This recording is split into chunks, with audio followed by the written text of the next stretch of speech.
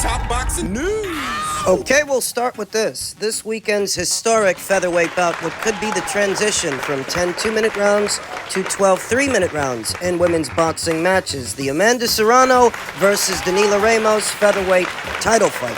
First, let's talk about what we saw. At the start, you saw Danila Ramos staying behind her jab, moving lateral, and catching Amanda Serrano with a few straight punches, a few straight shots coming in. What turned out to be short-lived success. As Amanda came forward, stepping into a jab, and she was touching Danila Ramos with that jab, she was. But while she was doing that, Danila was landing a few punches of her own, getting some shots in there, some straight punches, moving lateral, circling Amanda, not staying in one spot, not making herself a stationary target. And there were more exchanges at the start. Danila Ramos let her hands go more at the start. The was eventually worn down, reduced to just moving to survive, moving to stay in the fight, moving to make it to the next round. Just moving. As Amanda Serrano closed the distance, stepping into that jab and landing that jab, it didn't take long for Danila Ramos' left eye to start to swell up from the right-handed jab, the southpaw jab of Amanda Serrano. I think it was after 4 or 5 rounds, just 4 or 5, you started seeing noticeable redness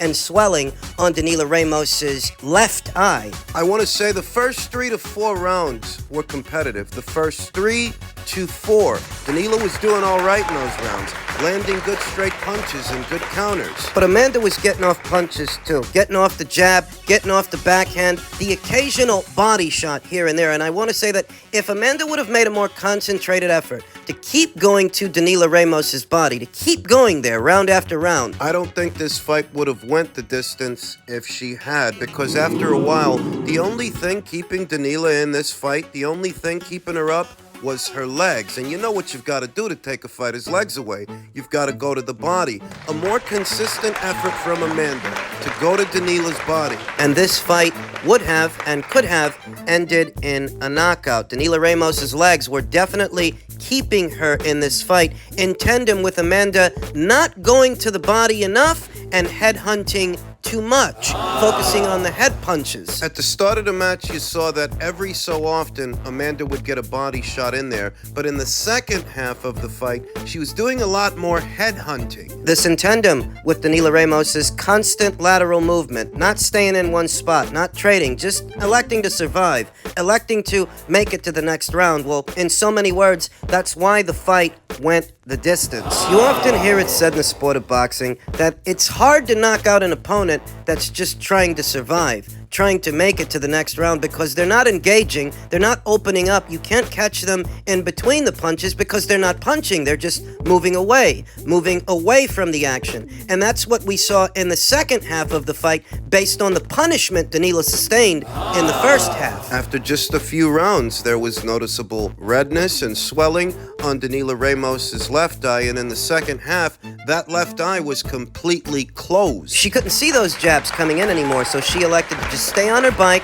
the remainder of the fight, allowing her to go the distance in tandem with Amanda not going to the body enough to take those legs away. The difference between this fight and any other fight before it is that this fight was for 12 3-minute rounds. So where before you might not have had enough time within the round to hurt the opponent and subsequently finish the opponent, this time you did. This has given rise to some conversation as to whether or not women's boxing matches should be for 12 3-minute rounds. I saw a Twitter user that goes by the name Boxeo Pats say, I was told the extra minute would result in more knockouts in women's boxing, making it more exciting. Serrano is probably the biggest puncher in women's boxing, and she just went the distance. Women's boxing doesn't have the depth for 3-minute rounds. So just stick to 2 minutes. Fellow content creator and friend of the channel, Base the Kid, followed up by saying, rightly or wrongly, last night was supposed to be a statement that 12 3-minute rounds would take women's boxing even more mainstream by creating more knockouts they're craving. Amanda had the perfect swing at it, and she missed, unfortunately. Not sure how many more we'll get now as a result. A sample-sized portion of some individuals who feel that by all rights, with the added time, yesterday's fight shouldn't have went the distance. These are just my thoughts. Danila Ramos has never been knocked out before. Some of it you have to chalk up to durability, that Danila is tough. In tandem with her constantly moving, not staying in one spot, not trading, not engaging, not really fighting, just surviving, that would adequately explain why the fight went the distance. That Danila, after a while, she wasn't fighting, she was running. The 3-minute round, 12 of them, in and of itself, did not affect the fight's aesthetic or entertainment value. It was entertaining, albeit monotonous, throughout the latter half of the fight. Things did get repetitive. Is it an indictment on Amanda Serrano that she didn't knock out a fighter that's never been knocked out? Even with the added time. We see it in men's boxing all the time. Devin Haney couldn't close the show against Jorge Linares, who actually had been knocked out before, more than once. But Devin couldn't knock him out. Gervonta Davis needed 12 rounds for a one-legged Yuriorki Scamboa. It was 12 rounds before Gervonta Davis closed the show with him. I don't view it as big as an indictment as some others that the fight went the distance. Because there are guys that go to distance all the time. There are plenty of guys that aren't knockout merchants. And the aesthetic of their matches isn't as action-packed or entertaining, as many punches don't get thrown in their matches as what we saw yesterday. So I don't view it as big as an indictment as some others that yesterday's fight didn't end in a knockout. The focus was actually getting the ball rolling, so that moving forward, you may see more women's boxing matches that last 12 3-minute rounds instead of just 10 2-minute rounds, normalizing it and making that option available. Of course, it would have helped the advertisement for 12 3-minute rounds if the fight had ended in a knockout. But let's not be too harsh here. There's plenty of guys that go to distance all the time. Guys that develop a reputation for it over time, and their fights are not limited to 10 2-minute rounds, so why do that to the ladies? The point of yesterday's fight was getting the ball rolling. And they've done that. In a word, I don't think it's the end of the world that they went all 12 rounds and the fight didn't end in a knockout. It would have been nice if it did. It would have been a nice advertisement, but let's not be too harsh here. There's plenty of guys that can't rack up a knockout to save their lives. All in all, mission accomplished and a job well done for Amanda Serrano, who won a lopsided points decision against an opponent that was content just surviving. Elsewhere in the world of boxing, 8th division champion Manny Pacquiao, who is in Riyadh this weekend for Fury vs. Ngannou, says he's open to unretiring for Gervonta Davis and is working on a Mayweather exhibition in December, saying, "I'm still active and training. I have an exhibition match in December in Japan. We are working on it. The opponent, we're working with Floyd Mayweather, but we're still working on it," said Pacquiao. Pacquiao said he's also open to facing a professional bout with Mayweather if Mayweather is open to it, a professional bout that would count towards their professional records. Their fight years ago, many, many years ago. After the fight, you saw a lot of people complaining, saying that for all the hullabaloo about the fight in reference to it, the biggest, most highest grossing fight in the history of boxing, the fight itself was hardly a fight, and it was underwhelming, that it wasn't exciting. And that was 8 years ago. 8, close to 10 years ago. Close to 10 years later, when both men are in their 40s, far removed from their prime, what would the aesthetic of that fight be now? And the marquee value? Now that we've seen it, and it's been close to 10 years since that fight, the marquee value of the show isn't now what it used to be then. Even if you can do it now, do it again, and make a bit of coin with it, it's not worth now what it was worth then. So what do the fighters want to do it versus what someone would be willing to spend, willing to pay to put it on? Manny continued, Gervonta Davis is a good fighter. He's a good fighter, yeah. If he comes up to 147, we can fight. 145 maybe. That's not a problem for me. I'm an experienced fighter, said Pacquiao. I myself have no interest in seeing Gervonta Davis face a faded former legend in Manny Pacquiao at a catchweight. He just fought a prospect at a catchweight. He's going to now fight a retiree at a catchweight, and I'm supposed to pay what, $80, $85 to see it? No gracias. Gervonta Davis has enough contemporaries at his own weights at 135 and arguably 140 that the focus should be fighting them, not fighting Manny Pacquiao. In fairness, this is an idea that Manny Pacquiao floated, not Gervonta Davis, though all the same, I've no interest in seeing it. And I've no interest in seeing a rematch between Manny and Floyd. At the age they are now, Why? Why? We've been hearing some rumors as of late that Floyd is planning an exhibition match for December and that Danny Garcia may be on the undercard, Keith Thurman may be on the undercard. It was assumed that this exhibition might happen in America, but based on what Manny's saying and what they're working on, they are working on a rematch with Floyd, but I guess it's supposed to be in Japan. He says he has an exhibition in Japan. So Danny and Keith and all of the undercard fighters, they're going to get their passports out, book a flight to Japan, and do it over there? That's a little hard to imagine. Whatever outfit, whatever investors are invested in putting this exhibition match on in Japan, it's their promotion, isn't it? Not Al Heyman's.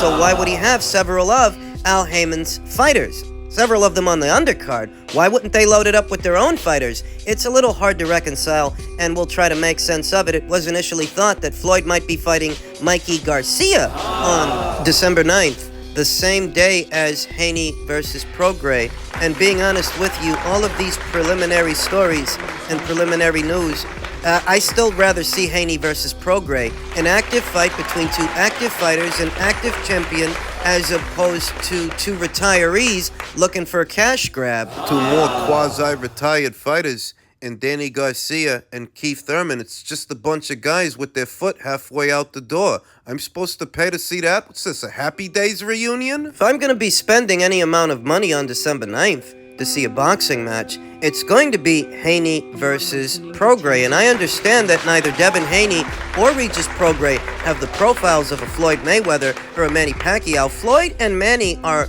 far removed from their prime. These are retired fighters. I'm not going to pay to see two retirees do a waltz. Instead of a real fight, a real title fight. I'm going to watch Manny and Floyd potentially do it again. Their first fight wasn't all that entertaining. Why would I want to see it close to 10 years later? See it again? They've had this rematch in their back pocket for a while, something they could explore. The first fight, many will tell you that the first fight took too long to make. The same would be true of a rematch. Think about it. The first fight took about 5 years to make. The second one would have taken 7 or 8. These guys are in their 40s. I'm sorry.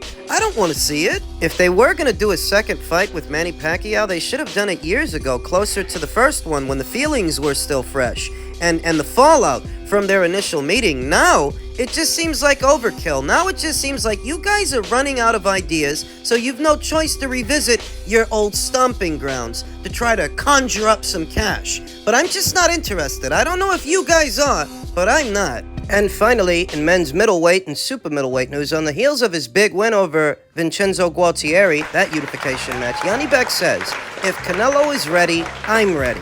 I can knock him out easily. Easier said than done. This guy couldn't knock out Denzel Bentley. I don't think he knocks out Canelo. But Janibek says, if Canelo is ready, then I'm ready to fight him in February. Said Alim Kanalai on his social media account, I need 4 belts. If Alim Kanalai wants a piece of Alvarez, he'll have to do a few things. Number 1, he'll need to, at least transiently, forget about the middleweight division and head 8 pounds north. Secondly, even if Alim Kanalai makes the move up in weight, he'll have to grab a ticket and head to the back of the line. Quite right. Janibek Alim Kanalai, a boxer, puncher, an aggressive one, a southpaw. He would hardly be the first aggressive fighter that Canelo has ever seen or the first southpaw that he's ever seen. Lara was a southpaw, Trout was a southpaw, Billy Joe Saunders, John Ryder. It goes without saying that the level of experience that Canelo Alvarez has, there's absolutely nothing that Janibek Alim Kanalai brings to the table that Canelo Alvarez hasn't seen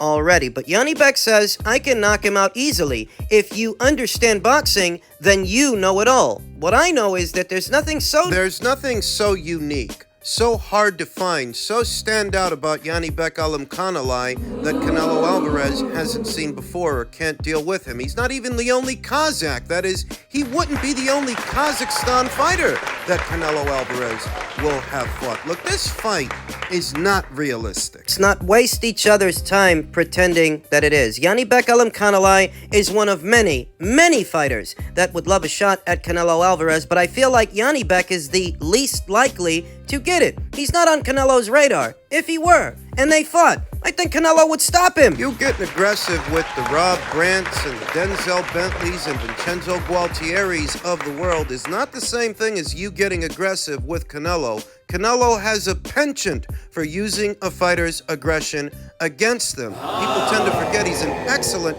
counterpuncher. You go getting aggressive with Canelo, standing right in front of him, letting him go, shoulder square. He'll make you pay for it, but alas, this fight isn't going to happen. Janibek Alimkhanuly versus Canelo Alvarez is not a realistic fight, and he should focus on what is. You heard Bob Arum say not but 2 or 3 weeks ago that they are in control of the money now. And to what money he was referring to, I think what he was referencing was his newly formed relationship with Turki al-Sheikh and the good people in Saudi Arabia. If they're in control of the quote-unquote money now, what they should look to do is offer some of that money to Carlos Adames. Offer some of that money to Erislandy Lara, this division's WBA champion. Those PBC fighters who don't have a broadcast partner at this time, but may be looking for a fight and looking for a fight date. Make it worth their while because Janibek needs it. And if nothing else, you're in the Janibek Alimkhanuly business. How else do you expect to make this fighter a marquee fighter? He doesn't have a built-in fan base the same way a Puerto Rican fighter would